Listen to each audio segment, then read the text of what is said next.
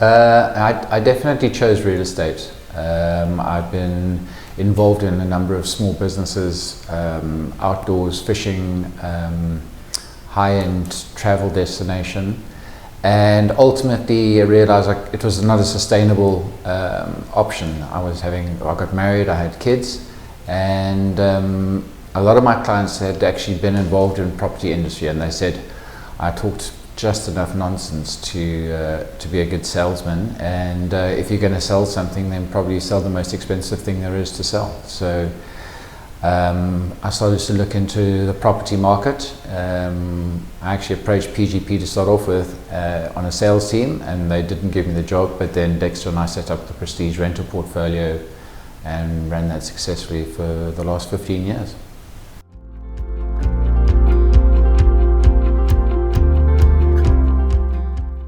It's not new to me. I've been dealing in the top end, and I'm actually, I've been working in the market from a rental perspective for the last 15 years. So even on the rental scale, the volumes are lower, obviously the returns are higher.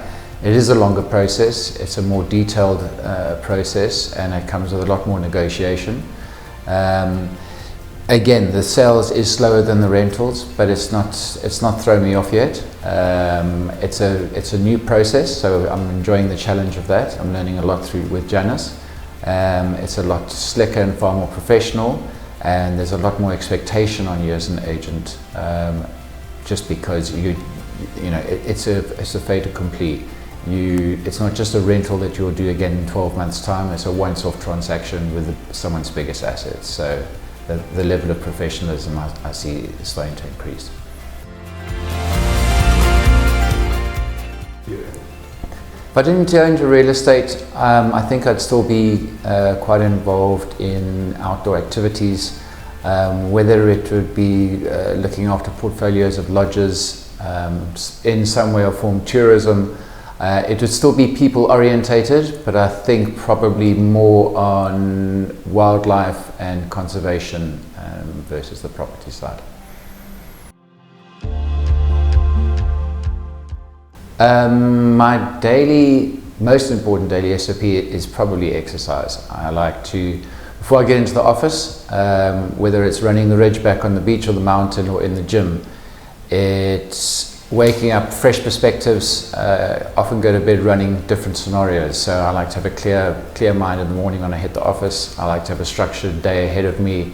I need to know what I need to tackle, how I'm going to tackle it. So plan A to D, and generally throwing in some exercise and just being outdoors before hitting the office.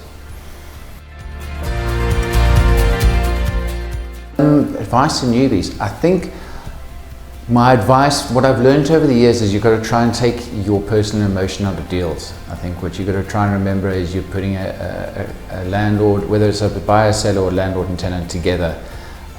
Don't oversell it, don't undersell it.